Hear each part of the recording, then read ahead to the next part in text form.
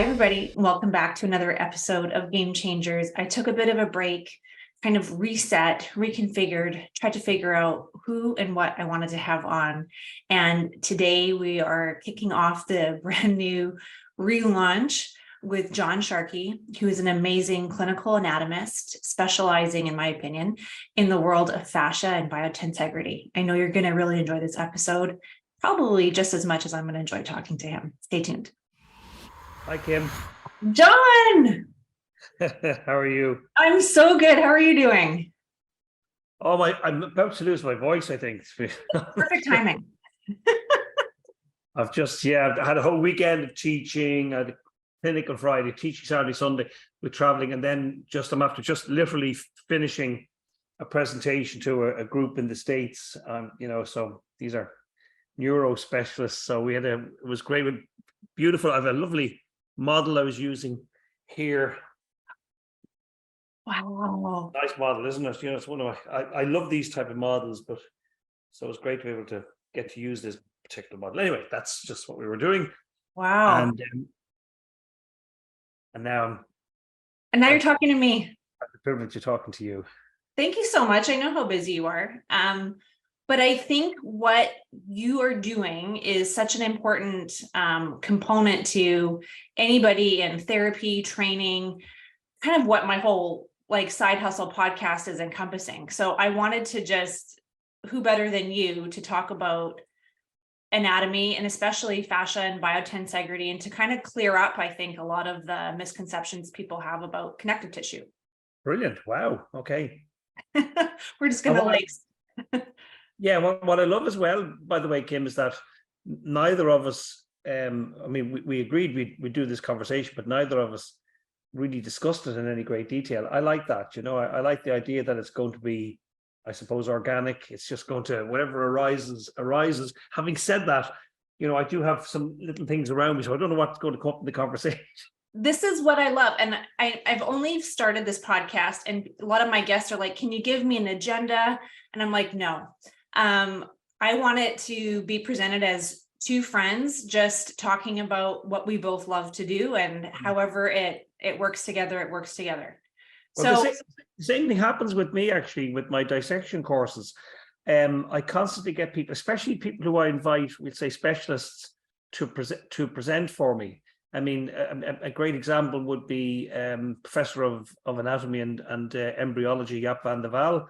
And Jaap constantly saying to me, but John, what's the, give me a schedule. Yeah, what's the timetable? What are we going to? And I was saying to him, in fact, what I actually said to him was really bold. I said, no, I'm not giving you anything. I said, I just want you to turn up. I want you to, but what? And Jaap would say to me, but what do you expect of me? And I'm saying, I don't expect anything of you. Just turn up. And if you want to give a little chat at some stage during the week, then we'll do that. We'll do talks in the morning time, but just come and experience. And it's exactly what happens in tensegrity. You get emerging properties. So, and I love that because, look, of course, there's going to be a core to what we're going to discuss. There has to be a core to it, but I'd like it not to be scripted and to be the same, so that if somebody does happen to come across this conversation and listens to it, that they'll pick something new up from it, So that's right. That's what I hope will emerge from this. Okay, so like you said, there has to be a core. I'd like you to, in your opinion, what is biotensegrity? Okay, so there's several names.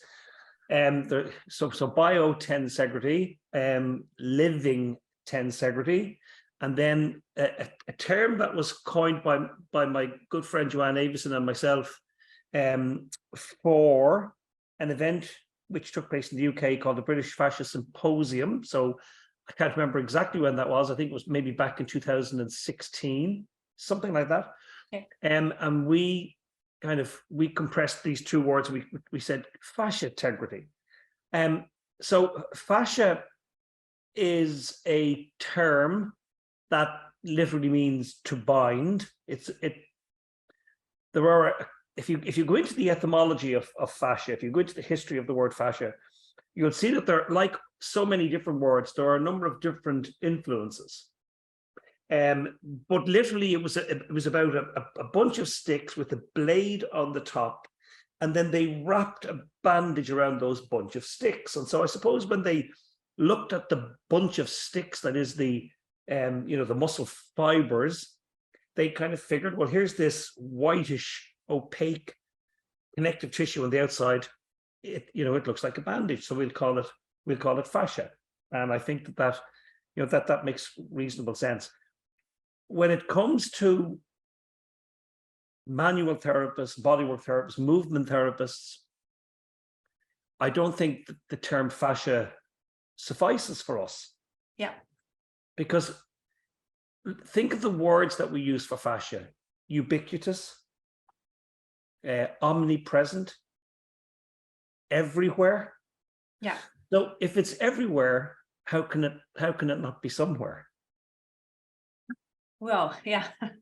Okay. Right. So in other words, everything must be in some way connected to, part of this unified system of us, right? Which is a unified system, but we're coming in anatomy and medicine, we're coming from this kind of vision of parts, which is not the case. And that's where then tensegrity comes into the picture, because tensegrity, and there's one here, this is a tensegrity. This was made by a colleague of ours, Tom Flemings, who's now passed. But this was a particular one called the Squish. So it's one I tend to bring with me. That's a nice, easy model to bring around. I'm a little bit concerned about models, to be quite honest with you. I like models. They're my friend in one hand and they're not my friend in another hand, because this is the raw material, or wrong materials, but it's only a model. So just bear that in mind. It works in some instances, and then it doesn't really work in other instances. But what it does do is so what is it? The tensegrity model is basically a model of that reflects architectural principles. Okay, and those architectural principles are based upon simply tension and compression, which leads to a third emerging property. Okay, so you don't just have tension and compression. You start with 1 and 1, and you end up with more than the parts, okay, than the sum of the parts, which is emergent properties. And that really is what tensegrity is about. Tensegrity is about, if we look at the various geometries, the geometrical shapes, and of course we have commonly what are called the 5 Platonic geometries, or 5 Platonic solids. The only one that can facilitate life is called the icosahedron. So that's the only one that can facilitate life. And I'm not going to get into it. 12 vertices, 30 edges, 20 equilateral triangles.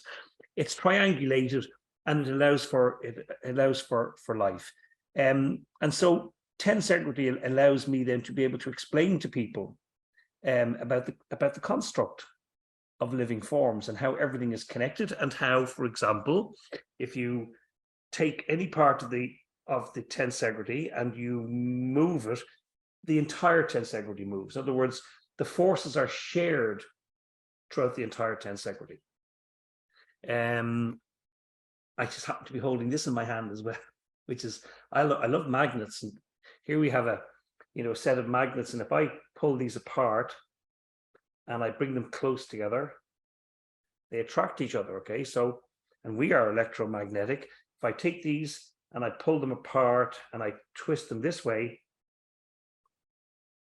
there's just no way that they're going to accept each other, but we are electromagnetic. And then what we can do is we can just get a little bit of external force, so that we get something like, tension and compression, and suddenly we see a helix coming into play. And so that's what tensegrity is about. And it's about being able to provide people with visual, auditory, tactile experiences of how we're constructed, Ken. That's basically it. Basically it, yes. I want to go back 25 years when I was in college, and fascia was something that I was cutting away in my gross anatomy labs. And I want to go back there and put it back together again, because it was just something that we had to get out of the way before we treated the muscle. And as I've grown as a therapist and a trainer, now using FSM, I'm seeing the body work like your tensegrity model is talking about. It, nothing happens in isolation, and we knew that from training. I had a wonderful trainer, professor in college, that would lose her mind when she would hear the terms like isotonic and isometric, and she's like, you can't isolate anything. Everything always connects and works together, and that stuck in my head. So when I saw you present and I started to see more and more work about tensegrity, it just made sense to me, because I've always looked at the body as something that worked as a whole and not as multiple isolated little parts. Sure. However, now I'd point out that the word iso in terms of isometric means the same as opposed to isolated. Now, having said that, when you look at the etymology of words, once again, I mean, you look at the word. I'm going to be doing a presentation for the British, the Fascia Hub, which is coming up next month. And my goodness, the interest in it is unbelievable. It's on stretching, you know, and if there's one topic for me that, you know, has been repeated over the years and people showing interest in it, it's the topic of stretching. It really is. So I think people are so confused, and certainly we've watched the research in this area from from, you know, from the end of World War I, right up to the current day, that the research on stretching it tends to kind of do a full 360 degrees every 10 years or so, or every maybe 15 years or so, where 1 minute they're saying one thing, then they're saying the very opposite. But they do the same with chocolate and wine, red wine at the same time. But you know, but so it can be somewhat confusing. But I just wanted to kind of focus maybe on because I mentioned ISO, just on the etymology of words. When you look at let's say I pick a muscle just in the soft palate of your mouth, the tensor veli palatinae, it's called. It's a small little muscle here, and it has an effect on a little tube that's coming from your ear, the internal auditory meatus, to the soft palate. It's like having a small little trachea in your face. You see, it's here. It's that little tube that when you go up, you know, on a flight, so you're doing an international flight or something, or you go up to, like we say, 36,000 feet, and you have to do this equalization. Do it very, very slowly, folks. By the way, don't do that fast. That's a dangerous thing to do. But you equalize. Well, that's your eustachian tube, okay? And it's a very, very soft cartilage that's involved in that. But the tensor veli palatinae, tensor, and it has the same etymology as tendon, tensor. Well, what did it mean? The original intention of early anatomists was they used that term to mean to stretch. What's that mean? Well, it means to tension. So to stretch was purposefully to tension something. Yes. Now the word stretch, you know, has taken on so many different meanings to so many different disparate groups. I'm a clinical anatomist. So in anatomy, if somebody died and, you know, the body didn't arrive, you know, within a certain time frame, then you would have said we had to stretch them out, because of course tissues go into rigor mortis. So that would have been one meaning of the word stretch. Or if somebody was caught stealing something or committed a murder and was sent to prison, they were sent away for a stretch. Or we're coming into, you know, we're in, you know, we've more sunlight at this time of year, so there's a greater stretch in the evening, and so on. And so it just means so many different things to so many people. But the original intention of the word related to human connective tissue, I think, you know, has just it's lost its meaning, or it's lost the meaning in translation, or people have added to it in such a way now that it's very difficult to be able to have a conversation around these topics. And also because if we stop and think about it, this idea of holism, of unified versus parts, where are we coming from? We're coming from, people can agree or disagree with this, we're coming from the notion that the human body is a machine. People talk about the body as a machine all the time. Biomechanics, bio living, and mechanics, mechanical. Do people really still believe that we are mechanical? So there has to be a different set of explanations, and that's going to require reconstructing the vocabulary, or at least someone like me is charged with, going off and doing the investigation. So I have to go and investigate the etymology of the words. Right. And that's not that simple. It's not easy. It's great that we have internet to help in that regard, but there are so many influences on the term. I was speaking to somebody just recently, in fact, and it was somebody in Austria, and it was on the word stretch, and it was Jaap van der Val again. Actually, it was Jaap van der Val, and I remember Jaap was talking to me about the work of Blechschmidt, and he sent something to me, and I wrote back to him and said, I don't believe that Blechschmidt said that, Jaap, and he said, because he had the word stretch in the sentence, and then he came back to me and said, no, you're right, John. He said, he didn't actually say that, and I said, well, why did you say it? And he said, no, because it's such a common word for you guys, if you speak, obviously English is not Jaap's first language.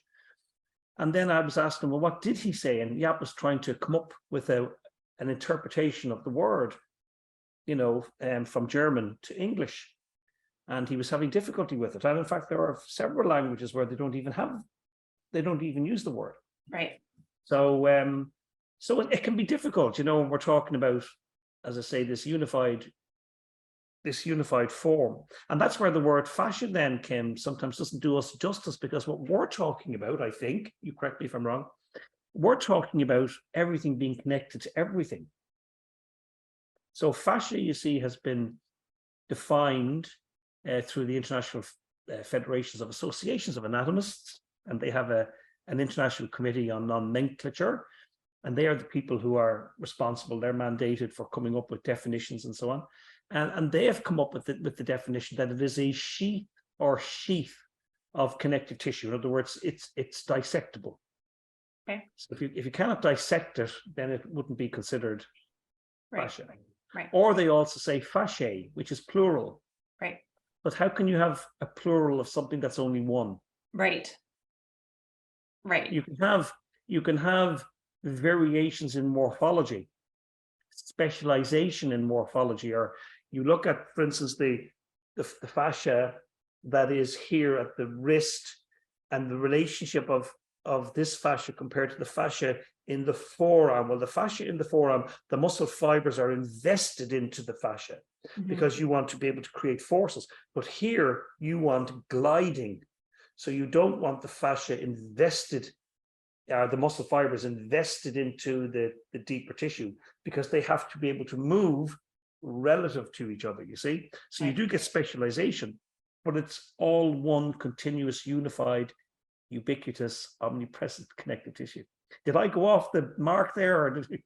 No, this is, like I said, this is why there's never a script, because when I'm talking to people who are experts in their field, they're passionate about it, and I like them to go off on riffs. I do have a list, and it's funny because I did have the word stretch in quotations, because I do want to kind of circumvent to that, because when you talk to a trainer or you talk to a physical therapist, it's like their treatment strategies are in strengthening or stretching. And they're two camps, and they're very separate. And when we use the word stretch, I know it causes a lot of people to cringe, because they're thinking of tearing and pulling and destroying tissue, especially when there's adhesions that are causing however you want to define it, the cross links to become shortened or less glide between two tissues. Can you touch on that? If something is asymmetrically shortened, so I'll talk about frozen shoulder, for instance, when we have one arm that can come up overhead and float easily, and the other arm, and I'm very passionate about frozen shoulder. I can't stand the term frozen shoulder. So forgive me if I go off on my riff. But if I have another arm that is stuck and cannot abduct fully the way it's supposed to, I look at it as two separate joints, the glenohumeral joint and the scapulothoracic joint. And where I get caught up is when everybody is only looking at the glenohumeral joint as being the culprit for impeding motion.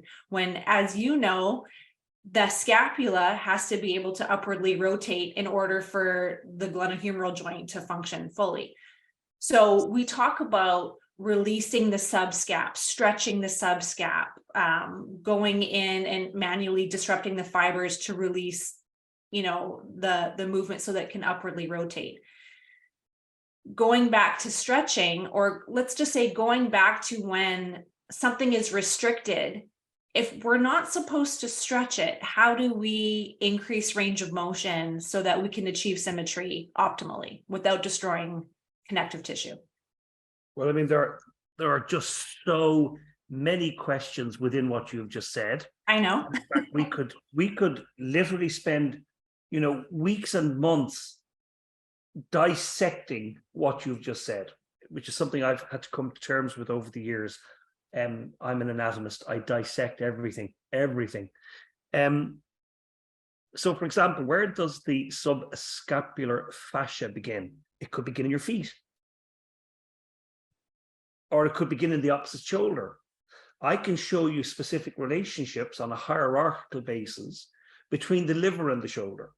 Wow. So, for instance, somebody not being able to, raise their upper limb in the air may in fact be a liver problem. Right. Now, if somebody has the ability to be able to palpate and feel a subscapularis and say, no, that's tethered. We have, instead of tissues that are anatomically, should be able to glide, that these tissues have somehow adhered.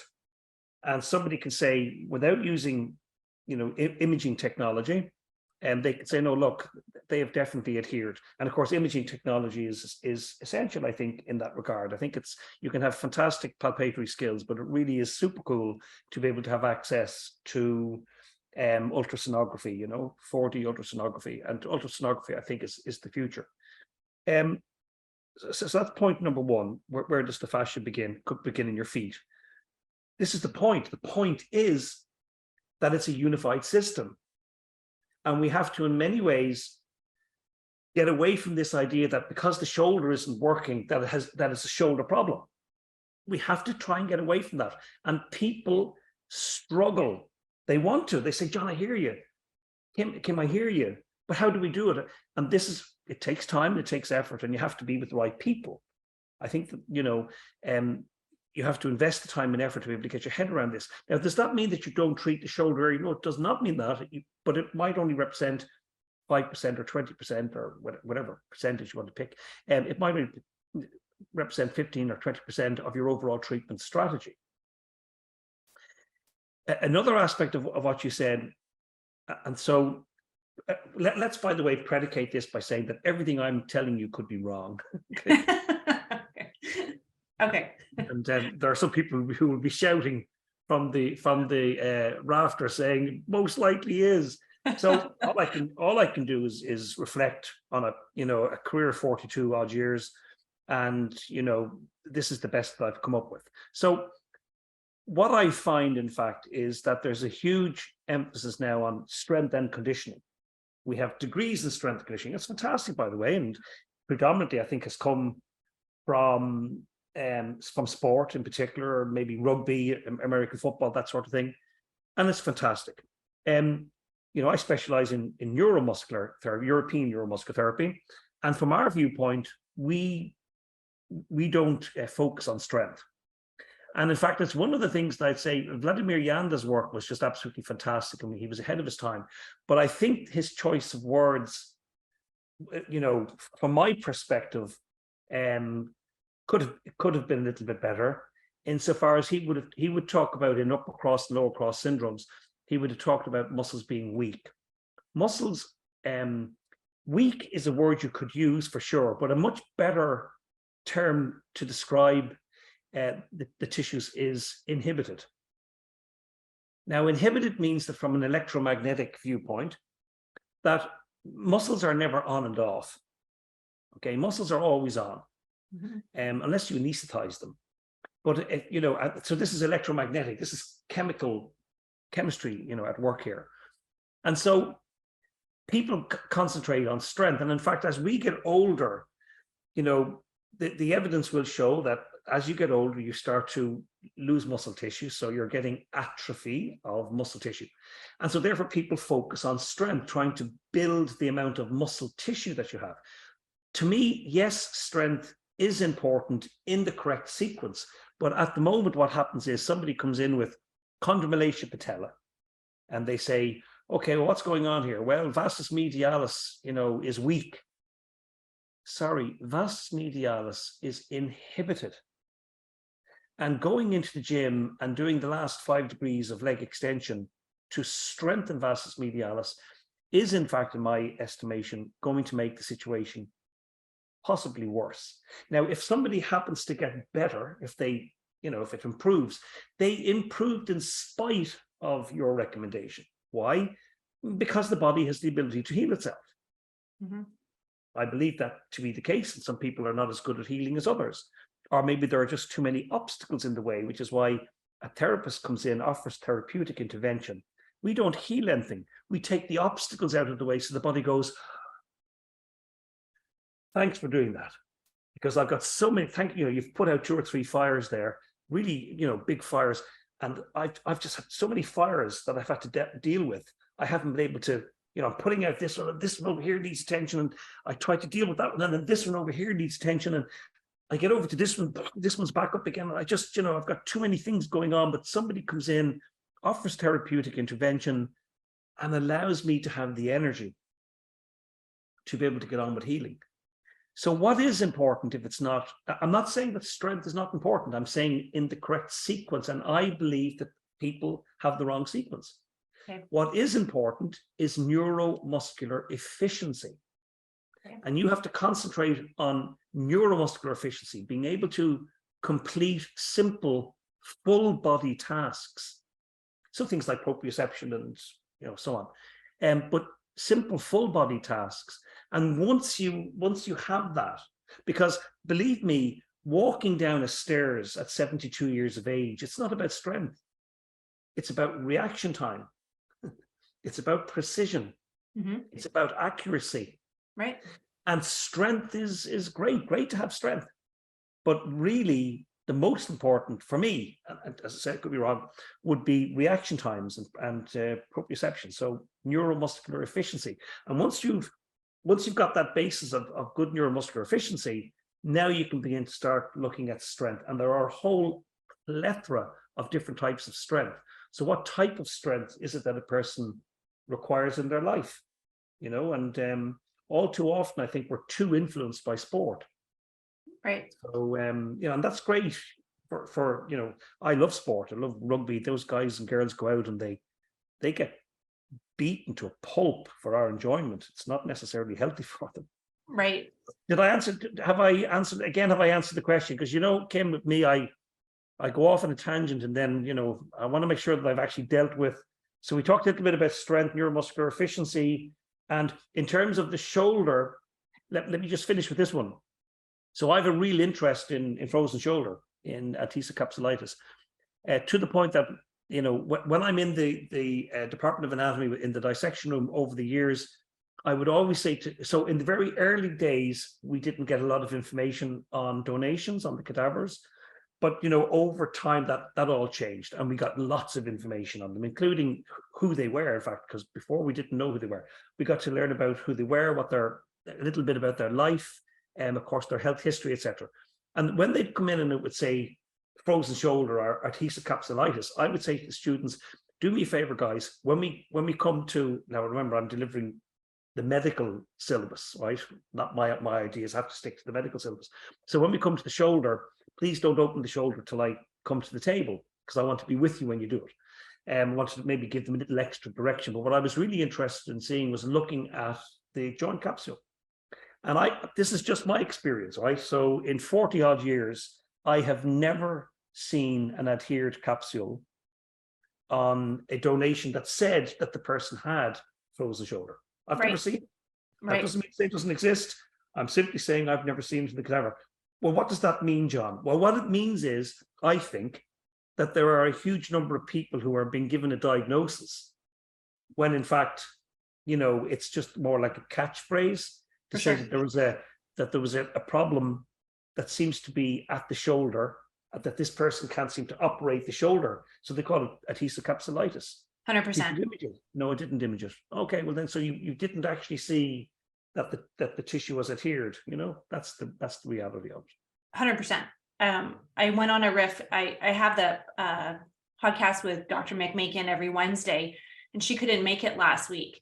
And I went on a frozen shoulder escapade solo, because it's one of the most common things I see clinically, but yet I never agree that it's frozen shoulder. It could be pec minor is inhibited. Like you said, there's a supraspinatus there. Something is inhibited or something is adhered, and somebody didn't have the time or expertise to diagnose or image it properly, threw a label on it, and that person has been going on their life trying to figure out why their shoulder doesn't move properly. And that's kind of why I wanted to start with the shoulder. So you said a lot of things in your. Sorry, Kim. I'd also add that oftentimes, I'm not saying this is the case in every single case, but oftentimes our body's in a state of defense, and we, unfortunately, what we tend to do is we tend to label it. We give it a name, such as periformis syndrome, or can I take a pill for that? Is there an operation for that? Is there a stretch for that? And what in fact is happening is that our neurophysiology is broadcasting and communicating to our conscious self.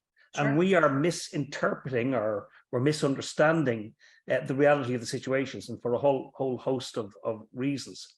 So, that is something else that one needs to understand, that perhaps it's a defensive state. What does a defensive state lead to? It leads to a shortening. Sure. And there's another piece of information. Not all muscles in the body are the same. So if you get what we would call an unexpected perturbation, if an explosion was to suddenly go off right now, or somebody was to scream at you real quickly and you weren't expecting it, you won't do this. Nobody does that. Right. Now, when I say that, by the way, there's going to be one person in the world who says, no, that's what I do all the time. No, you don't. Or if you do, you're an exception to the rule. Yes. It's a little bit like that 110-year-old who has been smoking 60 cigarettes a day and says, I'm perfectly healthy. Yeah. Okay, great. There's always going to be exceptions. We're talking about the vast majority of humans on the planet. And so what happens is, yes. And what does that tell you? It tells you that your flexors shorten. Yeah. But your extensors do not. Yeah. They're neurologically completely different to flexors. Right. So, this is what happens. People age and we go in this direction. Stop and think about that for a moment as well, by the way. People go into the fitness centers and the health clubs and so on, and what they want to train. Their rectus abdominis, they do crunches, sit-ups. They do bicep curls. They want to work their pecs. They want to work. Yeah. I think they want to go in this direction, quicker than they need to, That's interesting. I didn't. Yeah. One of the other pet peeves that I would get, just going back quickly, is people would come in and say, my rhomboids are tight. And I'd say, no, they're not, without even seeing them. Like, again, the same thing. When have you ever seen somebody coming in with tight rhomboids? Because they would come back retracted in extension. Everybody has these adaptively lengthened, chronically lengthened rhomboids, because we're always in this flexed anterior shortened, or anterior dominant chain, right? Sure. So we try to control our body through a language that is not reflecting our living form. Sure. This word stretch is a great example of it. Yeah. So in this case, the neurophysiology of our inner self, our conscious self, intentional cognitive self, we end up using energy a lot of energy to try to correct this idea of, oh, my muscles feel what? Tight, hard, stiff, achy. There's a whole plethora of descriptive words that reflect a symptom, you see? So stop and think about that for a moment. So many of us in the, what we might call complementary medical world, the movement, manual therapy world, we say, about the medical profession, well, they only treat symptoms. I mean, that's a common thing to hear. I hear it all over the world when I travel. Yeah. Well, hang on, what are we doing with stretching? We're stretching symptoms. Sure. And what are the common symptoms, by the way, in the last kind of, let's say maybe the last 30 odd years, because I'm old enough now to have spoken to guys who played, who were athletes, back in the 40s, 50s and 60s and 70s, you see, because they would have been grown men when I was a child, and speaking to them. And I can remember, several guys saying to me, this is an Irish expression, they said, John, we never had hammies. And I had to think, what do you mean by that? You never had hammies? In other words, they didn't complain of hamstring tightness. Sure. Nobody ever stopped or to think about stretching their hamstrings. And when I speak to people about that, they say things like, yeah, well, maybe those guys cycled to their training sessions, instead of driving to the training. They tried to come up with some way of explaining it. But the facts of the matter are that, the hamstrings and upper trapezius seem to be the two muscles, right. And why is it that in every sport now hamstrings seem to be such a thing? Good question. And there's an answer. I have an answer to that. Of course, I have an answer, but we won't go into it. Just probably a bit too detailed today. But just stop and think about that. And of course, what you're doing is you're stretching the symptoms. Right. Right. I do want to talk about hamstrings for a little bit. Just selfishly, my daughter had a torn ACL. She's a year out now. And everybody said, wow, she's the last person I thought would tear her ACL, because she is a mesomorph. She's very strong. Everybody was thinking, or everybody was kind of categorizing these teenage girls that tear their ACLs as these skinny, muscular, imbalanced girls. And in the year that I've been rehabbing with her, or taking control of her rehabilitation and talking to experts and trying to figure out what was the best graft versus what was the best rehab versus everything. You're getting so many different people filtering in saying, oh, her hamstrings must have been weak. Her fascia must have been tight. Her VMO must have been like, you're hearing all these words and all these different things. I even was reading a study that the increase in ACL tears with teenage girls has to do with the turf that they're playing on. It has nothing to do with their biologics. So again, like super interesting. So going back to that wouldn't be just females, by the way, that would be males and females. Yes. Those what we call on this side of the world, probably 5-side courts, Sure. that, yeah. No, it's just really interesting to hear everybody's difference of opinion as to why teenagers especially are tearing their ACLs, and why that ligament versus something else in the chain, like why is that particular part carrying the brunt of the torque, the blow, the whatever. And of course it happened during soccer, but her main sport is hockey.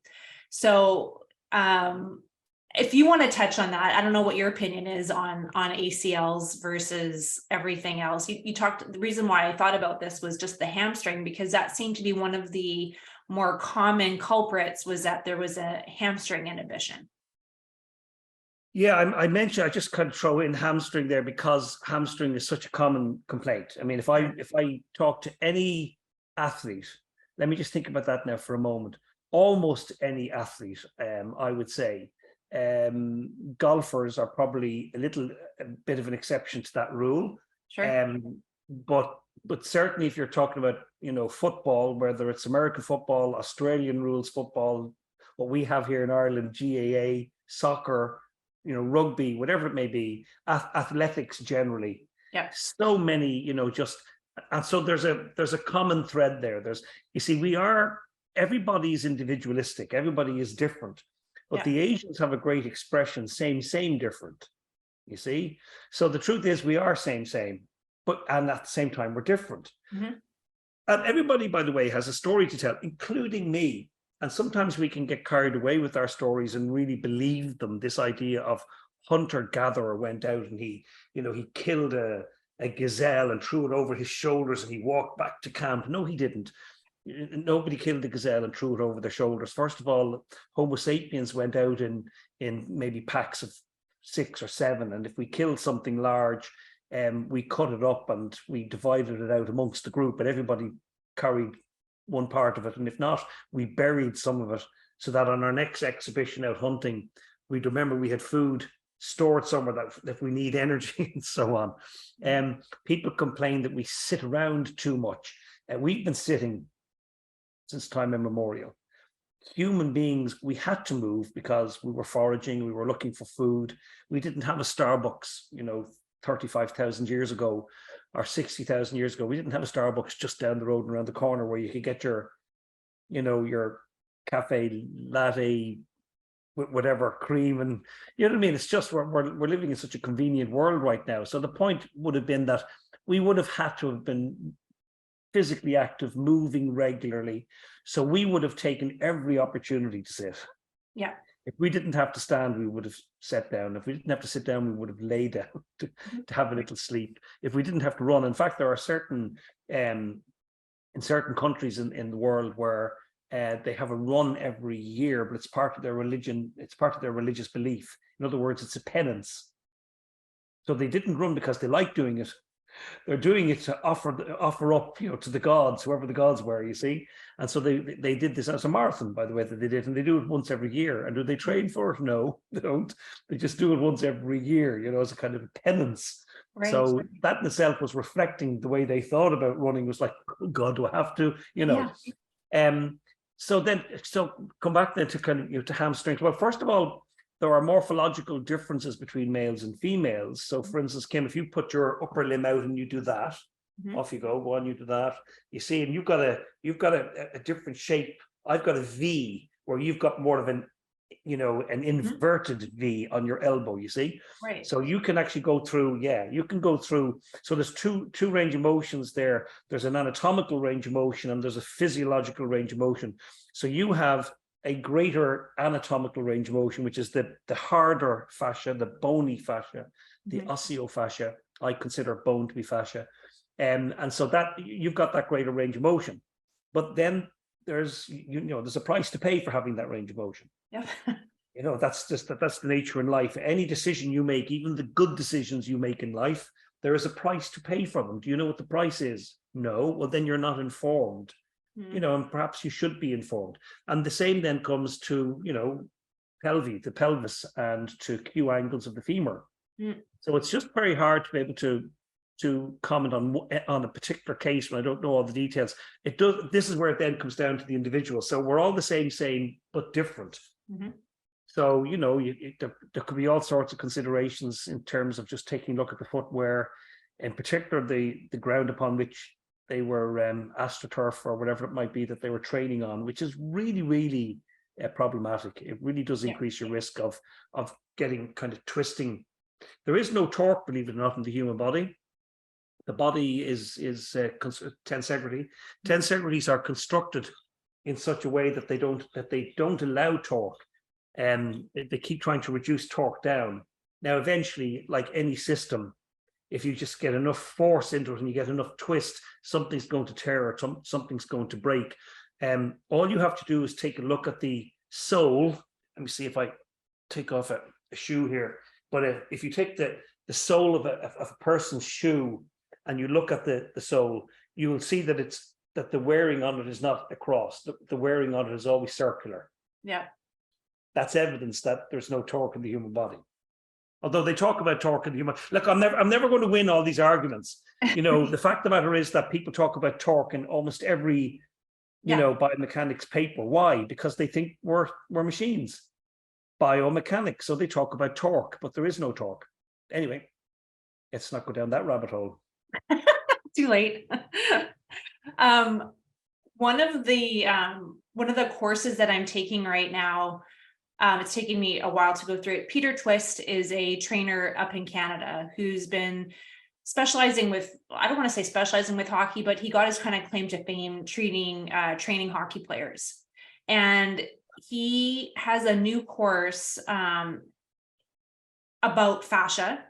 And I had him on as my very first guest. So if you want to go back and listen to his interview with me, he's fantastic, very passionate about fascia. And he mentioned Great something. surname. You could come up with all, I can just see various different titles, twist in the tail, or, He has like a tornado. He has a tornado as part of his logo. Like a brilliant. Oh, what a great surname. Yeah. I love Sharkey. I could just have a shark chasing after you. I don't know. I wish I was twist. There we go. His fascia training course. At first, people were just like, how could you construct exercises based on fascia? Because people think of fascia as something to just stretch or get out of the way. They think of it as something that can only be elongated and has nothing to do with, I don't want to say shortening, but compression or strength. He had rattled off a statistic about fascia being innervated or being able to conduct. And that was something that kind of stuck with me. I don't want to butcher the statistic, but it was something about a neural connection between brain and muscle fiber travels at, I think it's 175 miles per hour. Whereas they're seeing conduction between brain and fascia at over 700 miles per hour, which to me, I couldn't even really speak. I guess I couldn't comprehend that. But when we think about fascia being everywhere, I can see its point that it would travel at a much greater speed than just a single brain to motor unit or motor bundle firing. You're laughing. Let's talk. Yeah, because again, it's just such a huge topic. Yeah. So let me put it into perspective. You have somebody, you've somebody traveling on a motorcycle. Yeah. They're traveling at, let's say, 120 kilometers per hour. Yeah. And their visor is up on their helmet. Okay. And an insect comes towards their eyeball. Yes. And they blink. Yeah. And the insect hits the eyelid instead of the eyeball. We know that is impossible. Right. It's a little bit like saying the bumblebee can't fly. Well, tell that to the bumblebee. They Yes. cannot work out the mechanics of a bumblebee. They just cannot work it out, but yet the bumblebee flies. Okay, so we know that that's impossible. Why? Because by the time if you're traveling at 120 kilometers in this direction, there's an insect coming at you. By the time you've taken that information in through the eyeball, the retina, into the optic nerve, through the optic chiasm, to the optic radiations, back into the visual cortex, information has to be shared and exchanged with, higher executive parts of the brain, whether it's the thalamus, and so on. And then a response has to be put together, and that insect has hit your eyeball. Okay. How is it that we're able to close our eyelid? Right. And that was a question for years and years, and it still is a question. But that was a question for years and years and years, where we couldn't answer the question. People like our friend James Oshman, who deserves so much credit, who in my early days, I was really encouraged to kind of, almost have nothing to do with them, like, oh no, don't, because we're really, and I still am somewhat institutionalized. Yeah. These people were a little bit airy-fairy, it's like, when I think of, how dare people have that type of attitude? But there you go. Even talking about consciousness in the 70s, you'd have lost your career. Right. Now it's a completely acceptable conversation. Yeah. But the point is this, and in fact, there is a paper. I'm going to mention this paper actually in my presentation on stretching, so I don't give too much away. But this paper is a 2019 paper from Stockholm, Sweden. And I think it went under the radar because of COVID. Right. I read the paper and I was just blown away by this. And I was thinking to myself just recently, I was thinking, why have we not heard any more about this? So what a researcher in the Karolinska Institute in Sweden. I think that's the title and the name of the institute. What he discovered, in fact, was that we use this term free nerve endings. Mhm. Okay, so what his research is suggesting is that there are no such thing as free nerve endings. Now, if that's the case, this guy, as far as I'm concerned, deserves the Nobel Prize. Yeah. Because this is just absolutely incredible information. Because, well, what does that mean? Well, what they discovered was that there was a mesh-like covering of Schwann cells, Mhm. glial cells, Mhm. covering what we would call the nerve endings. In other words, it's like a paramecium. You're like a fungi in the entire body. Okay, so now we've a number of things to consider. First of all, if we, and for those people who don't know James Oschman, please go and look up James Oschman. In particular, my favorite book from James is Energy Medicine. Yes. I'm not quite sure. Is it in its fifth Yes, edition? I think so. Yes. Fourth or fifth edition. Yeah. James is just incredible. And so you have what we would call a cell conversation. Yeah. You know, through the integrins, through the intercellular matrix. This was a conversation that took place again, you know, particularly the 70s into the 80s. We looked at a murmuration of birds and thousands of starlings, and they'd go this way and they'd swirl and turn and they'd go that way. Or you look at a shoal of fish and you think that's amazing how they're doing it. And is there one matriarch? Is there one, you know, head bird and everybody follows?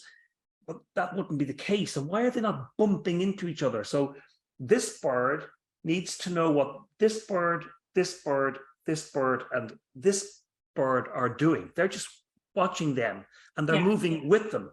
Now, this bird over here, he's watching or she's watching what this one, this one, this one, this one are doing. And this one over here is what.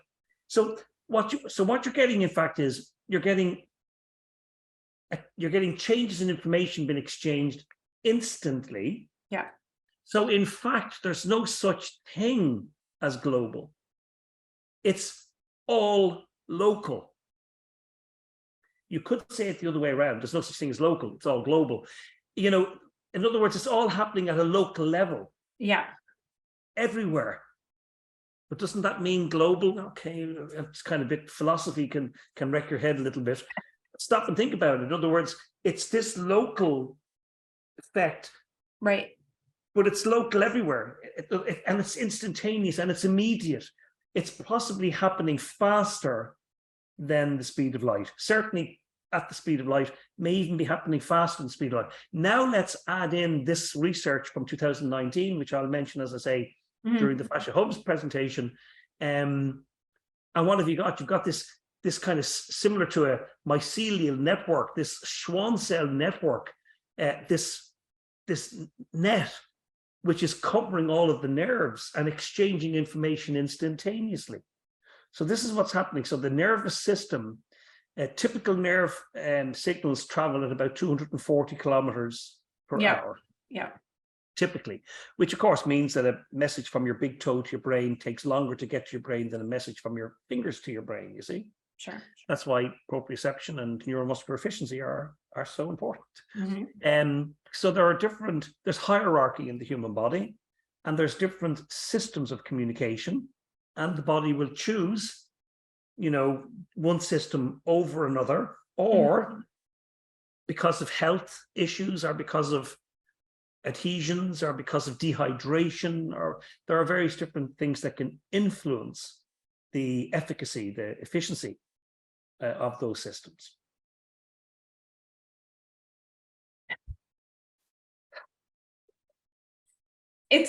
I have the image of the birds, right? Like, because that is a example that I've seen with multiple presentations. I read a book recently called The Comfort Crisis by Michael Easter that's changed my life. He writes about why we are lazy as a culture, and our I don't want to say lazy, we're just too comfortable, which is why it's called the comfort crisis. Using your Starbucks reference, we don't have to worry about where our next meal is coming from. We just, you know, DoorDash it and drive down the street and it's there.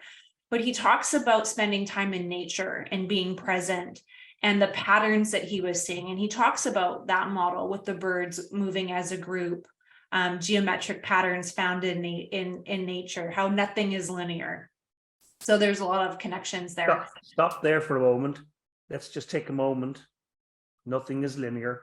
Yes. That's such a soundbite. People don't get that, Kim. Right. That's just I wanted just to drop that in. Okay. Let it sink into everybody's spleen.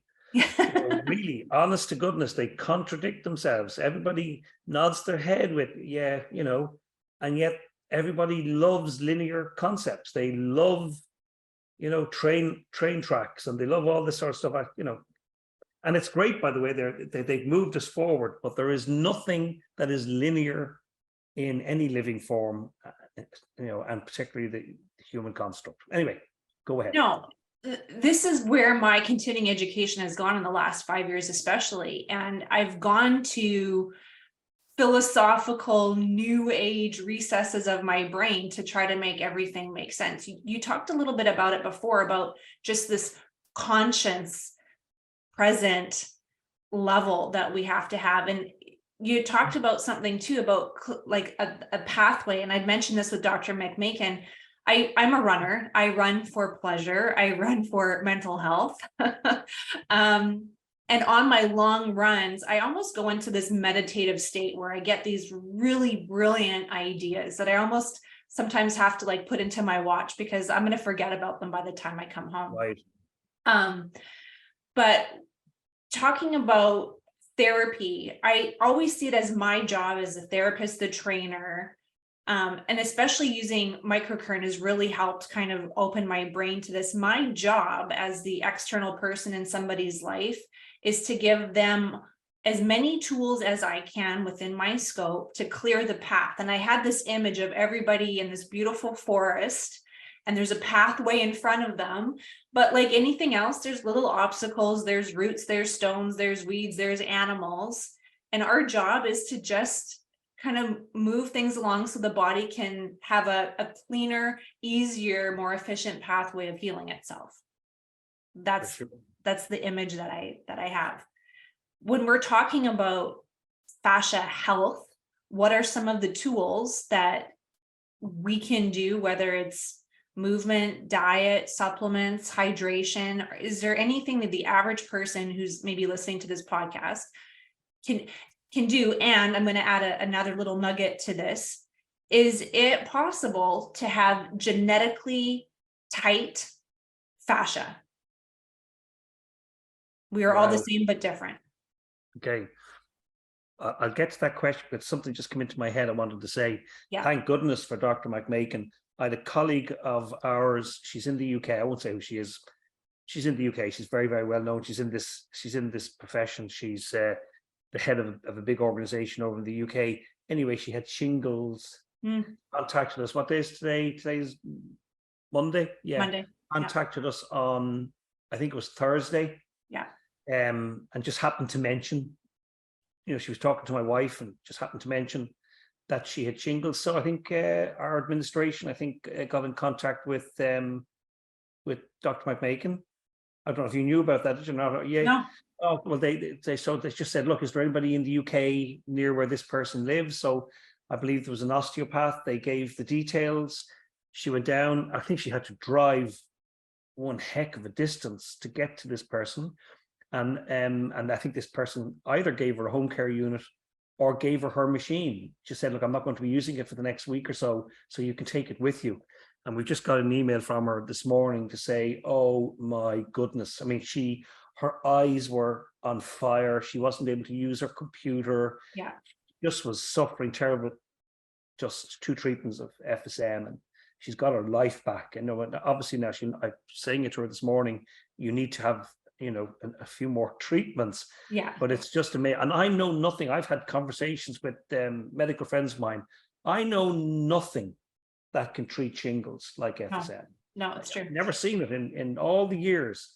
Yeah. And if there was one particular thing I would pick out, but that's probably a little bit unfair to do that, but I'm going to do it anyway. It's shingles. Yeah. So anybody out there who has shingles, please contact somebody with FSM. Yeah. Okay, so I just had to kind of get that out there because it's just so amazing. So sorry, Kim, what was the question again? What did we say we were going to discuss?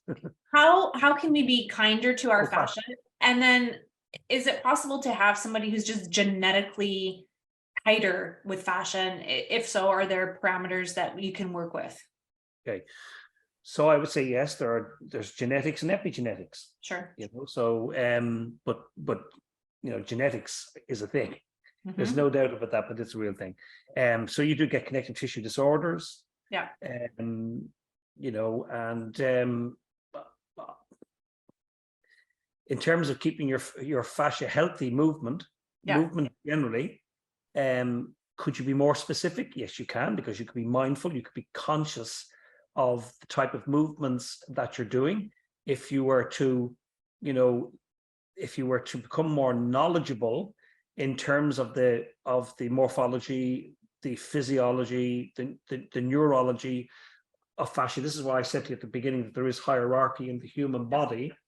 Well, then you can begin to perhaps maybe do movements that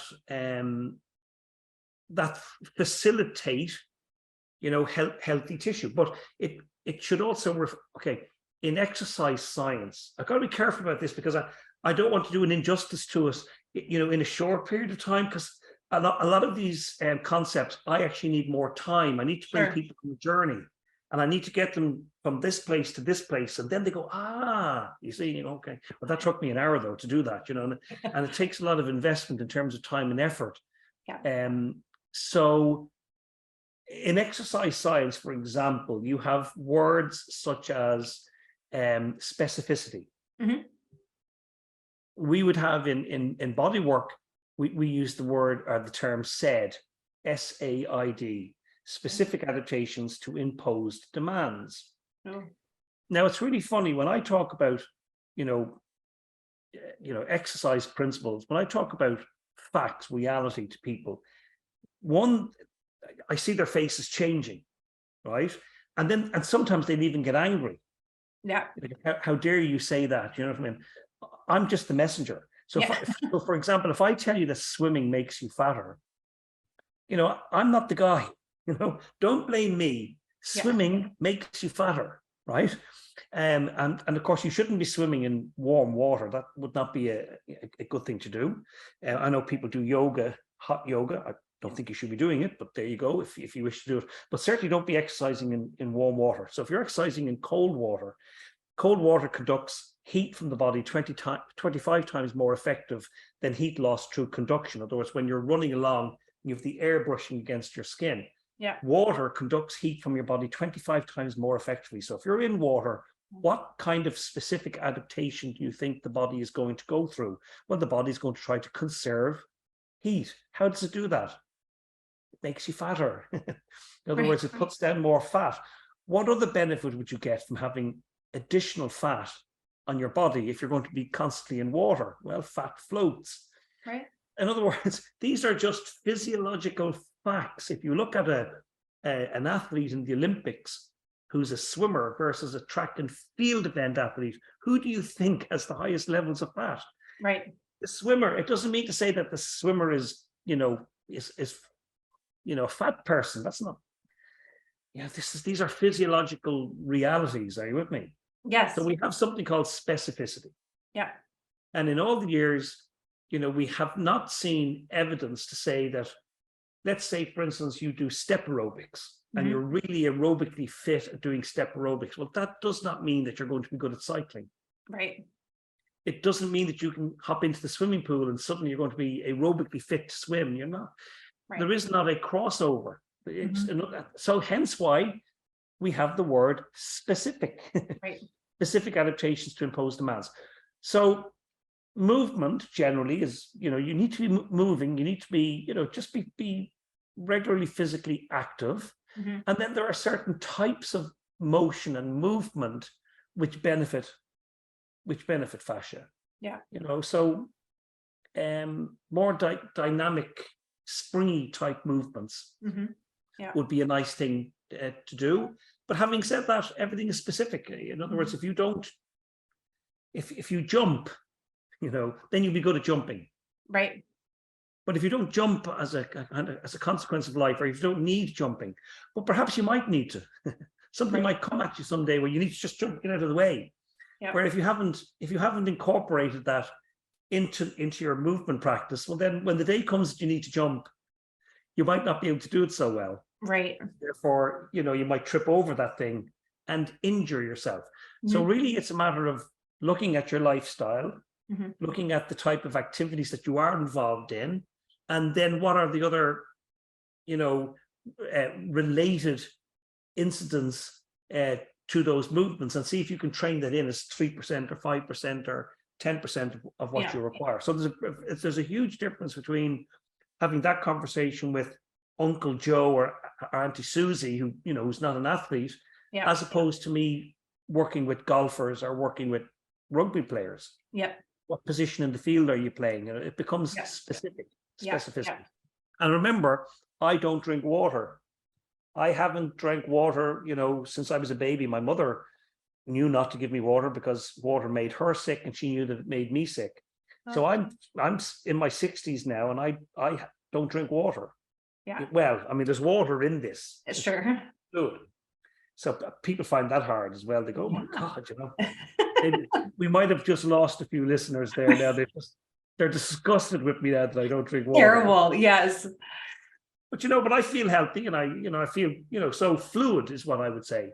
Sure. You need to be fluidic, and of course, water is the ideal if you can trust the water that you're drinking. Yeah.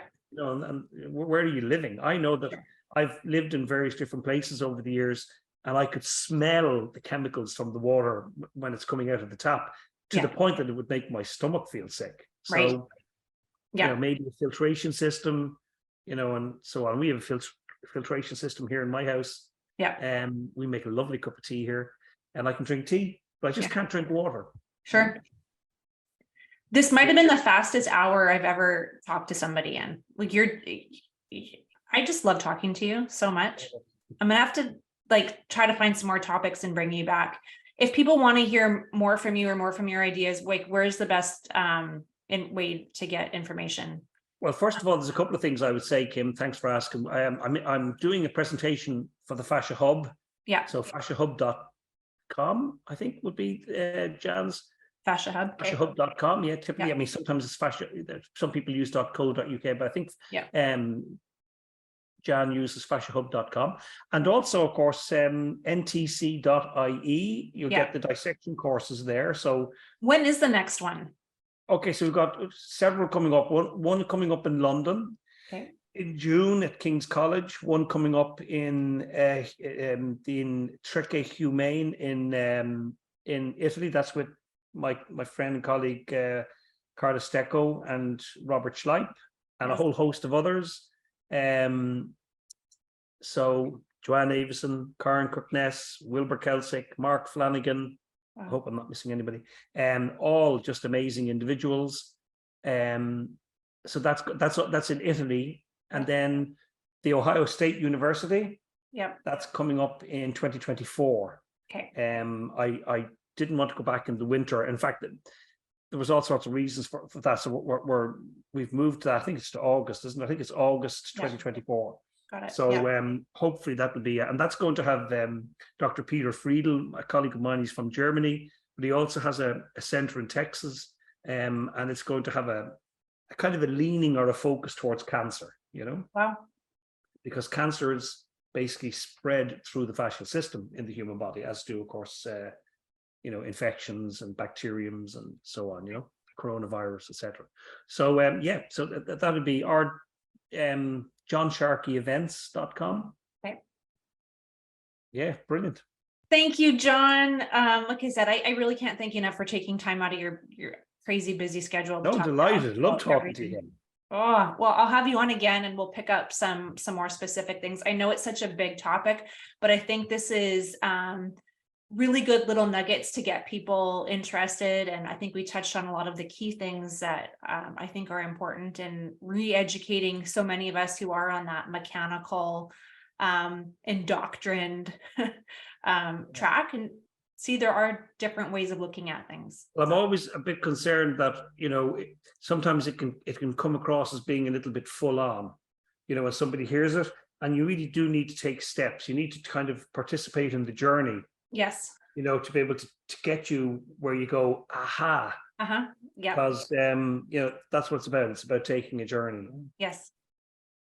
Thanks for taking the journey with me today for these. Not at all, Kate. It amazing- was great seeing you. Yeah, All right, fantastic. John, we'll talk to you soon. Take All care. right, then, take care. Bye.